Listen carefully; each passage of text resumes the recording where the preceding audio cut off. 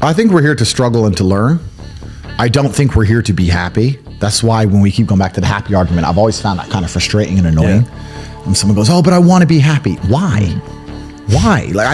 Why do you want to sit there and laugh like you were happy your entire childhood? That's your happy days. You're allowed to be happy as a kid. Finished. It's all over now, right? You're a man. You have responsibilities. I think we're here to do important. Provide, protect, and we're also here to do important things. And important things are going to be difficult, and they're going to be hard, and you're going to get frustrated.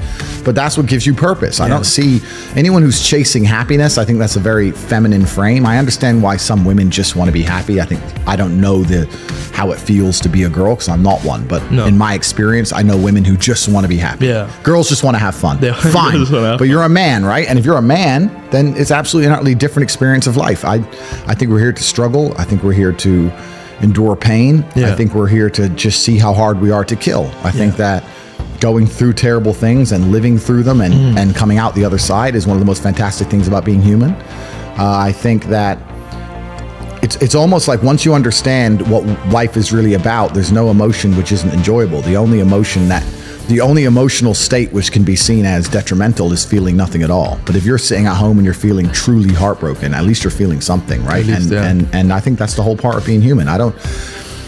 I think we're here to struggle. I think we're here to go through pain. That's so I wake up each day and go, what can I attack? What problem can I solve? And look at history. Why did Genghis Khan wake up and want to conquer the whole world? Why did Napoleon conquer the world? Why did Alexander the Great conquer the world? You just wake up and just say, give me this, give me that. I want all of it. I need to, there's an army there. They're really big. We're better. It's intrinsic. Yeah. You need to go and conquer. That's the purpose of life.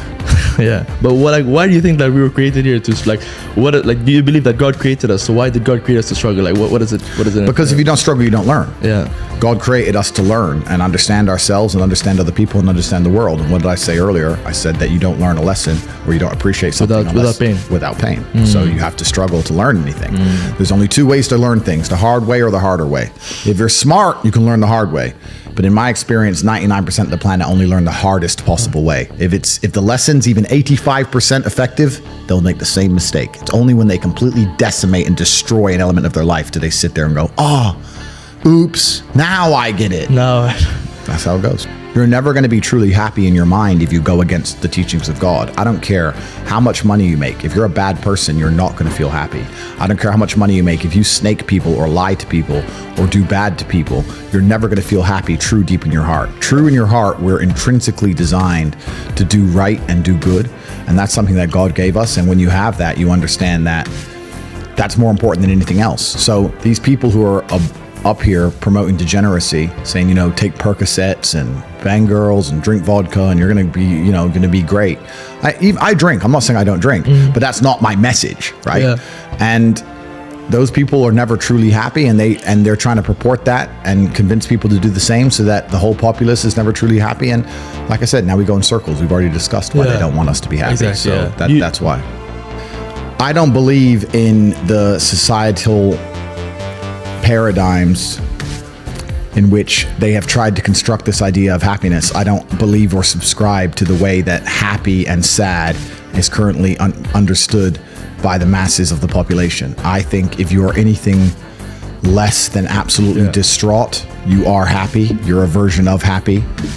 It's like saying gray is a version of black, right? No matter how light the gray is, you can still call it a version of black. And unless you've gone through an event, which hopefully doesn't happen too often, like the passing of a family member or something that's truly destructive and detrimental to your mindset, besides these events, which hopefully only happen a few times in your life, you should be happy. If you're not crying or paralyzed in silence due to the absolute magnitude of a detrimental circumstance or the absolute magnitude of a negative event, then you are a version of happy. So I am always happy is the short answer. I don't believe in not being happy. I don't believe in not saying to myself I'm happy. I'm always a version of happy. And this idea of chasing happiness and always being concerned and preoccupied with how happy you are is actually the biggest mistake that a lot of people make, I think, in the world today, especially men who wake up and go, I don't really feel happy, so I need to get happier. And that's how they end up down a hedonistic path of drugs or alcohol or gambling, chasing pleasure. I don't care how I feel. Yeah. I don't care if I feel happy or sad. It doesn't really affect what I do each day. I do the exact same things. I act the exact same way. I don't care. Yeah. I don't put weight to the significance of the emotion.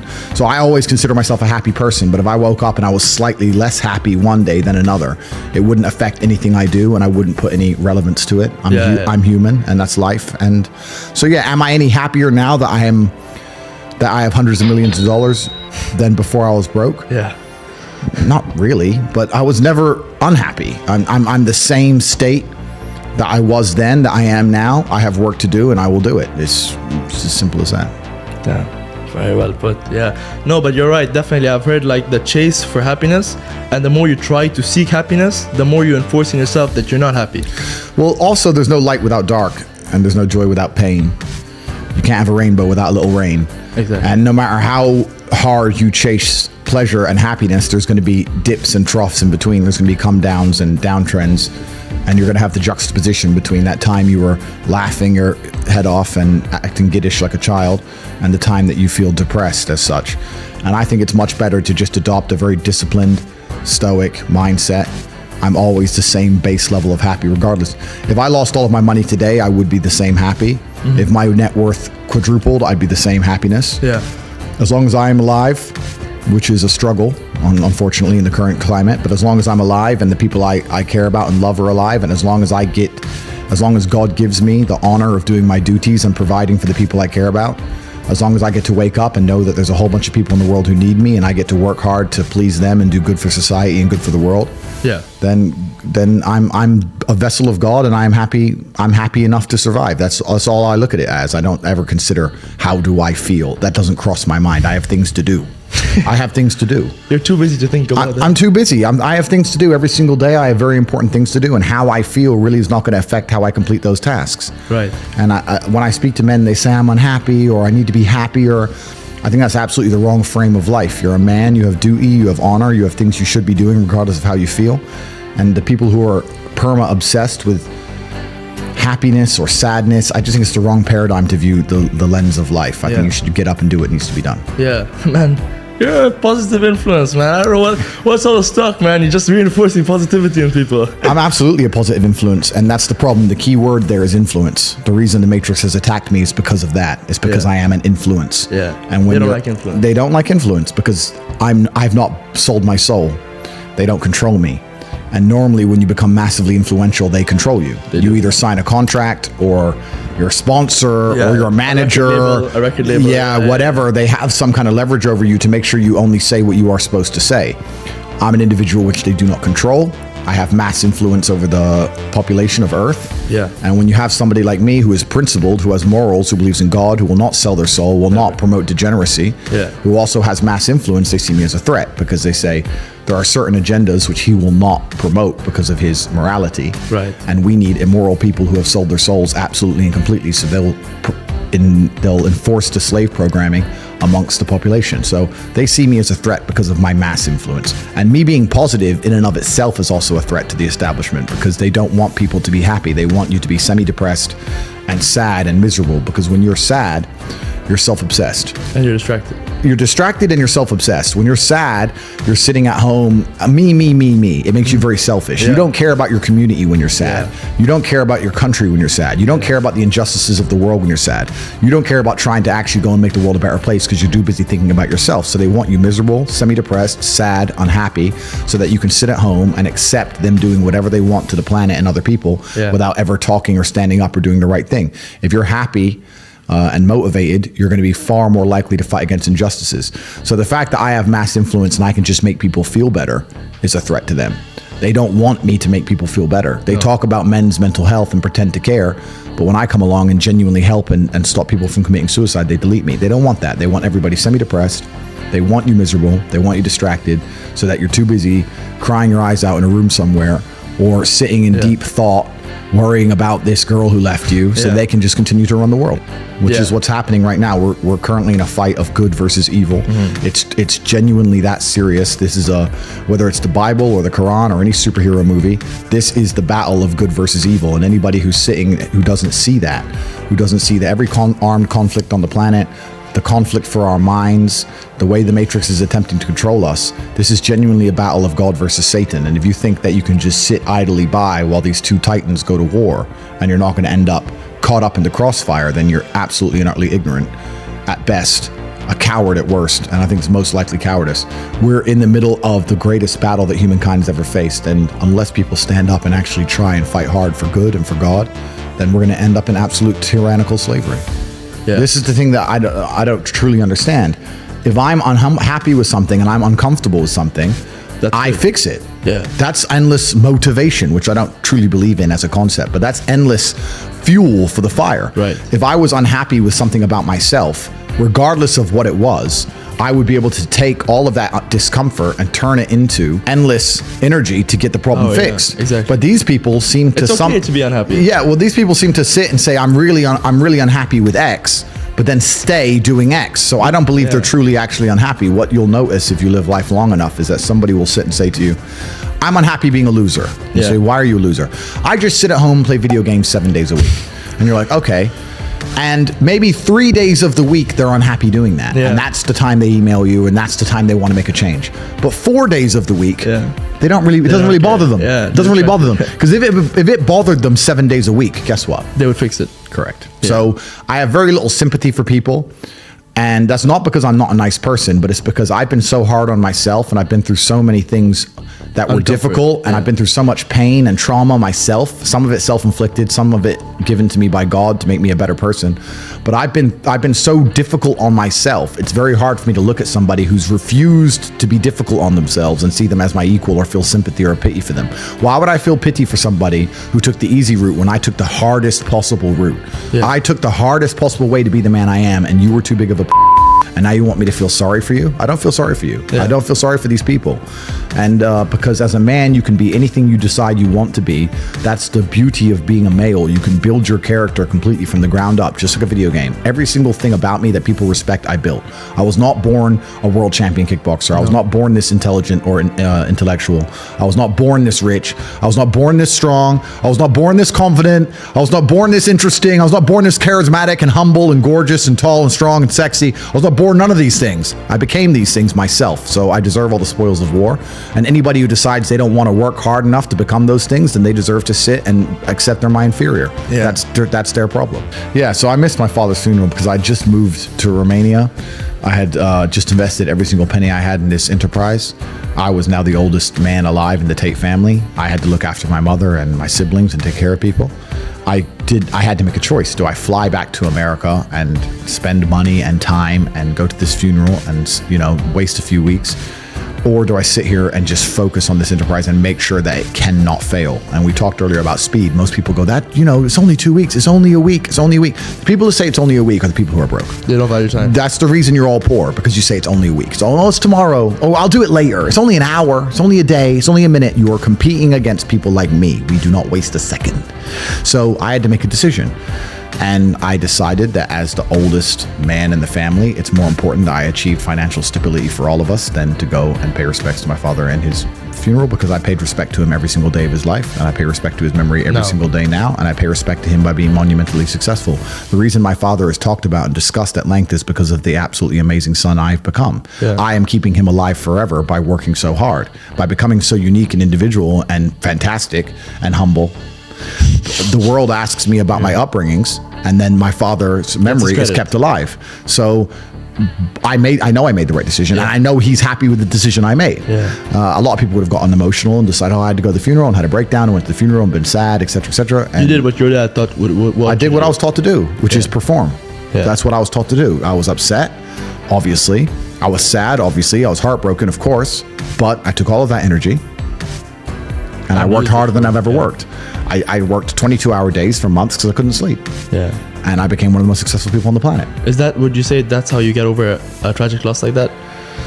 I think that any emotion you feel should be converted into positive influence. Yeah, you should do good things with any emotion you feel. I can't. What else are you going to do with it? Cry, and this is a genuine question. Yeah. What else? If let's say your wife breaks your heart. If you're not going to work, you can't sleep anymore. You're upset. She's running around with a new dude. You see her Instagram story. She's got some new guy. You're furious, and you're angry, and you're jealous, and you're bitter. You have all of this inside of you.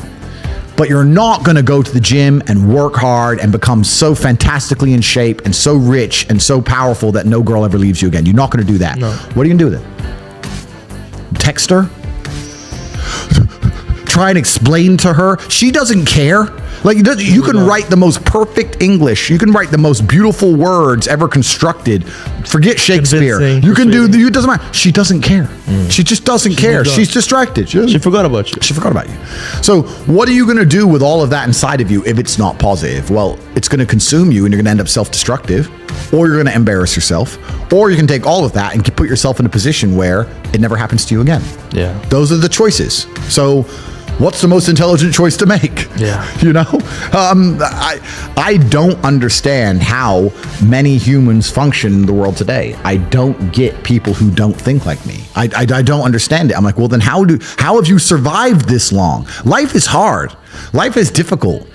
Maybe I've just been unlucky, which I don't believe in, but I've had so much trauma and bad events and negativity and stress and all these things that have happened to me, and I've used all of it to be monumentally successful.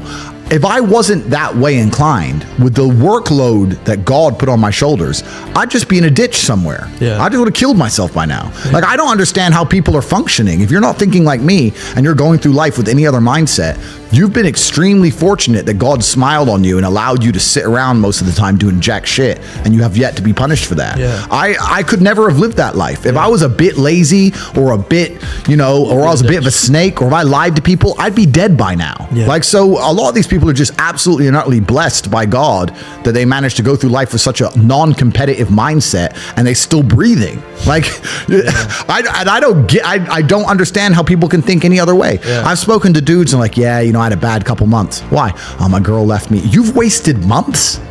You've wasted months over some. Like, you had think of how much God loves you to have given you the grace and given you the opportunity to waste months of human time over some chick.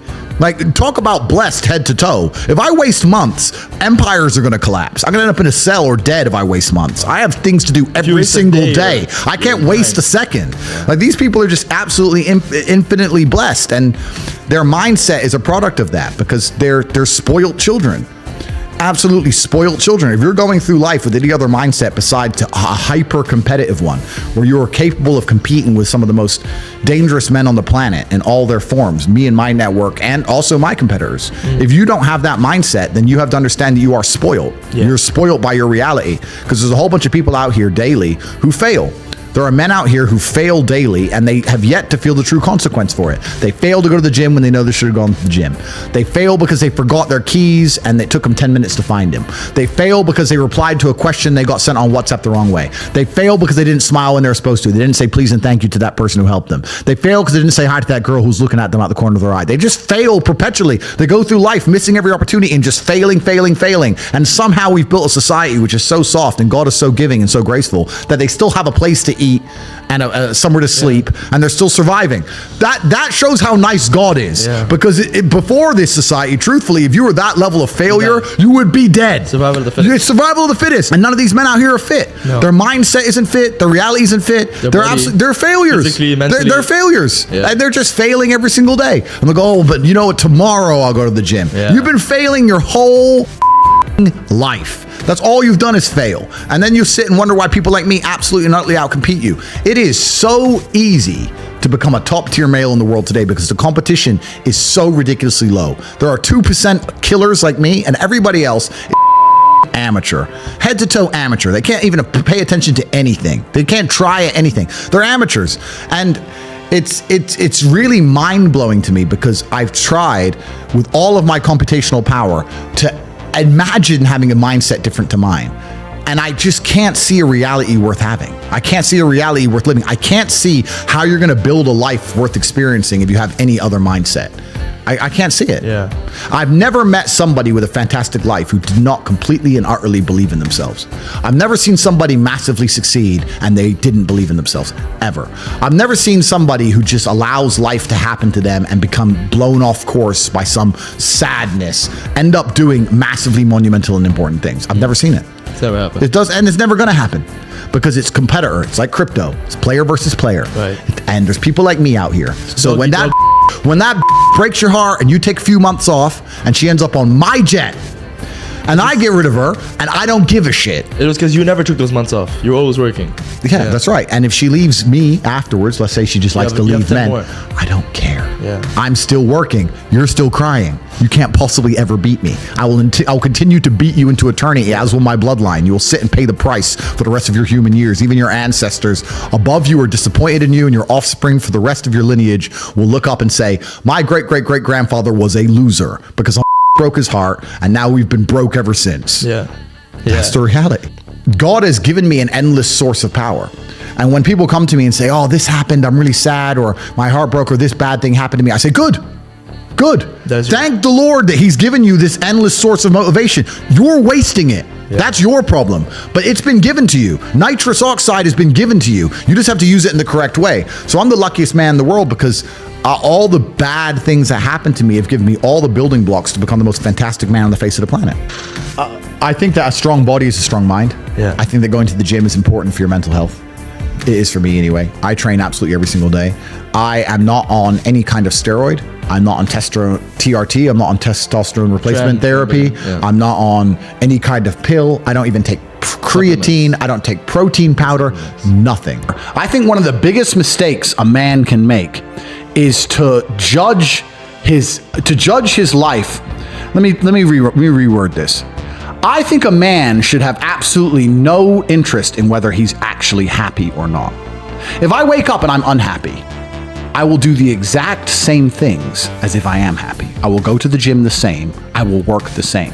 How I feel has no impact on how I live my life. I don't think happiness as an index is a healthy view for a man to have on life success. Women are different. Women just want to be happy, right? Women just want to smile. They don't care how. They don't care if they deserve it or not. As long as they get to smile, women are happy. That's women. But I think for a man, if you're waking up and going, oh, am I happy? Am I not? You're looking at life wrong. I think of a man, if you put happiness if you move it down the scale, right? And you start looking at, am I successful? Am I competent? You know, am I achieving things? Am I respected? If you start to look at these indicators of your life, you're going to end up being happier without actually analyzing if you're happy or not. So for me, I understood very, very well that $500,000 a month is good, but $1 million a month is better. And I also very, very much understood that as soon as you stop pushing forward, as soon as you go stagnant, you're dying, right? As soon as you stay in one place, you're slowly on the way down, right? If your podcast, if your channel now were to stagnate in views, you'd be worried. That's effectively dying. It has to grow at all times. So every business has to work. So for me, I was under enormous pressure. I didn't think, oh, I have plenty of money now. It was the complete opposite. I wanted to work harder, more hours. I found the tap. Bro, if there was a golden tap that unlimited money, and you had buckets, and you took one bucket of money, would you just take that bucket, or would you run back and get another bucket and run back and run? I couldn't stop. I couldn't sleep. I'd wake up to go piss at 3 a.m, take a piss, and by the time I finished pissing, I'd be like, I've slept 3 hours, that's enough. And wake the chicks up and put them back online. I couldn't get out of my brain because I saw that I'd replaced fighting, which I loved, with this, and this was my chance to escape the matrix. Bro, this has been inside of me since as early as I can remember. I remember walking to sixth form college. I was 16 or 17 with my 4 friends, and a Ferrari burnt past us. I said to my boys, I was like, man, how'd that guy get that car? And they're like, don't know. I was like, doesn't that annoy you? I'm like, why would it annoy me? Because we're going to school, our parents are on council estates. Like, we're trying to scrape 20 pounds a week to eat. This dude has 400 grand for a car. Doesn't that aggravate you? Doesn't that show you that there's something about the world you do not understand? That you're missing something? And they're all like, not really. And they're all the dudes who are right now at home, 9 to 5, couple blowjobs, da-da-da. I was never that guy. I was pissed off for weeks because I saw some dude in his Ferrari. Do you understand? I was like, no, I have to. So now when I push my Ferrari, I'm like, this is the full circle. This is the universe giving me what I've always been manifesting. Does that make sense? Yeah. So now when people say, Andrew, why do you have 17 supercars? Because I have 17. I have every brand you can fucking name. I have 17 cars. I have over $10 million of cars. But because it was a car, these cars used to piss me off. So now I have to have them all. I don't even drive them. I have to have them. I'm trying to conquer the earth, my friend. Maybe I'm crazy, but this is what I'm trying to do. It's what I've always been trying to do. So I've never been satisfied. To this day, I'm making more money now than I was making in my cam days. I'm still not happy. But I don't judge my life on happiness. I don't look at it that way. I look at all the other human metrics and say, where am I failing? Am I in good shape? Yeah. Am I rich? Yeah. Do I have good friends, good connections? Yeah. Do I do whatever I want? Am I free? Tick, tick, tick, tick, tick, tick, tick. Well, fuck it then. Then life's fine. You know? What makes you unhappy? So now we're going to go to the other end of the spectrum. I don't believe in unhappy. I believe, okay, let me word it this way. I'm happy every day, right? Let's say happiness is a scale. If you're not distraught, then you're happy. And I mean that like 3 or 4 times in your life, like a family member is going to die or something really bad's going to happen and you're going to be devastated. And when you're distraught, you can't even talk. Like, you know, when you're genuinely heartbroken, you can't even speak. You can't even talk. You just want to be left alone and you can't talk. Those days are coming for all of us. Either we're going to die or someone we love is going to die. Those days are coming. This is guaranteed. So until those days come, I'm happy. I'm very binary, yes or no, 1 or 0.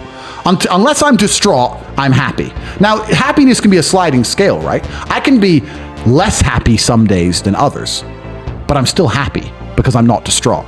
There's a really interesting show I watched a long time ago, and it was a documentary about colors. And it was saying they found this tribe in Africa, and in the tribe in Africa, they had different names for the colors than we have. And they got 2 different shades of blue, which were basically identical. Like blue, one kind of blue, another kind of blue, basically identical. And to them, they were completely different colors. But then they put like blue and yellow, and they couldn't tell the difference. They couldn't tell the difference because the blue and the yellow had one name, and these 2 kinds of blues had a different name. And what they were trying to say is, if your brain is associated a name with something, it's very hard to work out the difference between the 2 things that have the same name. Does that make sense? Yeah. So I'm never unhappy. I'm happy always. Do you understand what I mean? If I'm not distraught, I'm happy. So I never wake up and go, oh, I'm unhappy today. I wake up and go, oh, I'm a little bit less happy today, but I'm happy. I've labeled myself as happy. I've labeled myself as lucky. I'm labeled these things, and I truly believe them. I will pass any lie detector test today that I'm the most content, happy man in the world because that's what I've decided. That's what I've labeled myself as. So how can it not be true? Do you think you can condition the mind to keep saying it to absolutely eventually believe yourself that you're happy? Absolutely you can. I talk to people all the time like, oh, I'm unhappy, I'm depressed. And I'm like, stop saying it. You're saying it. You out of what you speak. Yeah. Why are you saying it? You're happy, my friend, because you're talking. If you're truly unhappy, you don't talk. Think of the last time you lost a family member. The first thing you did is you sat in silence for half an hour. First, you get a phone call and you just sit there. And someone goes, what's happened? And you might give them a few words. That's unhappy. If you're running your mouth down the pub about being unhappy, you're attention seeking. That's what you're doing. So a lot of people are labeling themselves, and I absolutely refuse to take my own power away. There are so many things in the world trying to kill us. Like, you got enemies, you got people on the streets with blades, you got bacterias, fucking lions. Oh, I've got enough enemies, bruv. Sharks want me dead. I've got enough enemies. Why am I going to take my own power away? And this is what people really don't yet understand. There's only one thing on the planet you actually have control over. You can't control the weather. You can't control your health. You can get a brain aneurysm or a heart attack. You can't control other people. The only thing you can actually really truly control is what you think. That's the only thing you can change in real time. You can be thinking of red and change it to blue. So why are you not controlling your own mind? It's your asset. It's your ally. It's your friend. Why would you make an enemy out of the only thing you have control over? I refuse to do that. It doesn't make sense to me. The worst thing on earth that could happen to a man could happen to me. And I guarantee you, I would still label myself happy. I'm happy because that's who I am. That's how I view myself. That's what I've decided. Some people just are born to lose. Yeah. And no matter what you do, they're just born to lose. And those are the people who insult me. Yeah. The people who insult me are completely and utterly born to lose. Yeah, they say ignorance is bliss. I think it's 2 ways. I know what you're saying. Ignorant people can, to a degree, be happier in certain scenarios than others. Good. Yeah, because they don't understand what's really happening. Yeah. They don't understand about the battle of good and evil. They don't understand about the Matrix. They don't understand that they're a slave. Yeah. They don't understand it. And they're ignorant to how good their life could be. So they think their life is good. I understand all that. But that all changes when times get hard. Because those people are not happening to life. Life is happening to them. And they are subject to circumstances. Correct. I'm not subject to circumstance. No matter what happens, I can change country. I can fight against the wind. You are the I can circumstance. disappear. I am the circumstance. Tate arrives and circumstances change. Whereas these people cannot do that. The circumstances dictates their life, and on a long enough time scale, especially in the world we're currently living in, I think that things are going to get a lot harder for these people, and they will see soon that ignorance is not bliss because they cannot pay their heating bill. Whereas if they were less ignorant and paid attention, they'd be able to be living in a mansion like me with heating on full blast. So this is what happens, and it's good until it isn't, being ignorant. And also, I don't think God rewards ignorance. And I don't think most people out here are ignorant. I don't think most, but I'll say this now, I don't think most people out here are ignorant. I think that most people out here are cowards. And they choose to be ignorant. Yeah, I think they choose to be ignorant because they're cowards. They pretend there's no battle. They pretend there's no fight because they're too scared to fight. But most people out here understand everything I say is true. Most people out here understand that there's the shaitan and evil is being forced upon the youth of the children, being youth of the world, and they're trying very hard to destroy society at a fundamental level, and they want to enslave all of us. And I think most people know that, but they're just too scared to say it and too scared to fight against it. So they pretend they don't know it because they are cowards. Ignorance is not our problem. Cowardice is our problem. And I'll say one thing. This battle that we're currently embroiled in is not a battle that anybody can avoid. When God and Satan themselves decide to fight for the morality of humanity as a whole, it's a monumental fight, which is one of the largest fights that has ever taken place anywhere in the known universe, and it's not something you can just hide away from. You can't be an ostrich and put your head in the sand and ignore the two titans of good and evil fighting. You have two choices. Either you understand what's happening in the world today and you're on the side of good and you're fighting against the Matrix, or you've accepted all the Matrix programming to pretend that there is no battle, and then by extension you're going to end up fighting against your own mind. And you're going to be in a fight either way. Your mind's either right and you're fighting externally against the enemy, or you've accepted the Matrix programming and you're sitting there fighting against your own depression, your own anxiety, fighting against your own struggles inside of yourself. You're going to fight anyway. There is no way to avoid this. So you have to make a decision. Do you want to have control of your own mind and control of yourself and fight for God and fight on the side of good against evil? Or do you want to accept the evil programming, fall down a hole of degeneracy and fight against yourself and self-destruct and implode? That's your choice to make. But I think the intelligent choice is to fight against evil.